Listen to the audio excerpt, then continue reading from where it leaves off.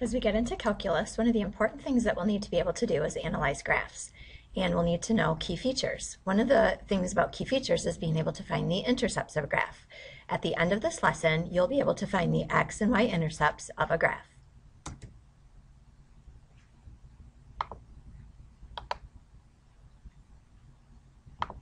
Okay, here we go. All right, to find the intercepts of a graph are just the points at which the graph intersects the x or the y-axis. Probably pretty familiar with that. To find the x-intercepts, you're first of all going to let y equal 0. Then you'll solve the equation for x, and then you'll write the x-intercept as a point. Notice that the value will come first, and then 0 will come after that. To find the y-intercepts, you're going to let x equal 0. You'll then solve the equation for y, and write the intercept as the point 0, b. So let's do a few examples. Here we go. All right, in the first example, you'll notice that it says y squared equals x cubed minus 4x. First of all, let's get the y-intercept. And to do that, we're going to let the x value be 0. So we'll have y squared equals 0 cubed minus 4 times 0. And when we do that, you'll notice that we just get 0 as an answer. And we still have y squared, but if we square rooted both sides, we would still get 0 as an answer. So when I write the y-intercept as a point, it will be 0, comma, 0. So this graph crosses the y-axis at the point 0, 0. To get the x-intercept, we are going to let the y value be 0. So we'll put 0 squared equals x cubed minus 4x. 0 squared is, of course, just 0. And then from here, I notice that I can factor the right side by factoring out an x. So I'm going to factor out an x. And when I do that, I get x times the quantity x squared minus 4.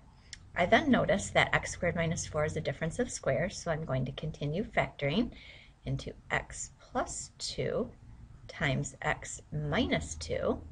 And then since the equation is set equal to 0, I'm going to use the zero product property, which you're just going to find where each expression of that problem would equal 0, and that will be at x equals 0, at x equals negative 2, and at x equals 2. So the x-intercepts of this problem are going to be 0, 0, negative 2, 0, and 2, 0. All right, next problem. Again, let's start with find where my little cursor is here. There we go. All right, oh goodness, to get the y-intercept, sorry, I'm just getting used to this here. We're going to let the x value be 0, so plug in a 0 wherever you see an x.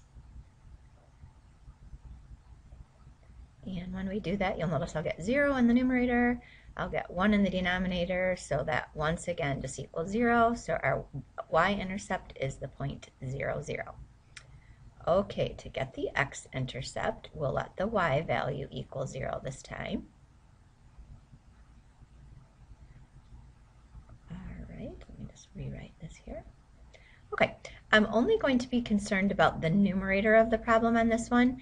If the denominator were to equal 0, the problem would be undefined, so that's not something that I need to worry about right now. But if the numerator equals 0, then the problem would equal 0. So I'm going to set the numerator equal to 0.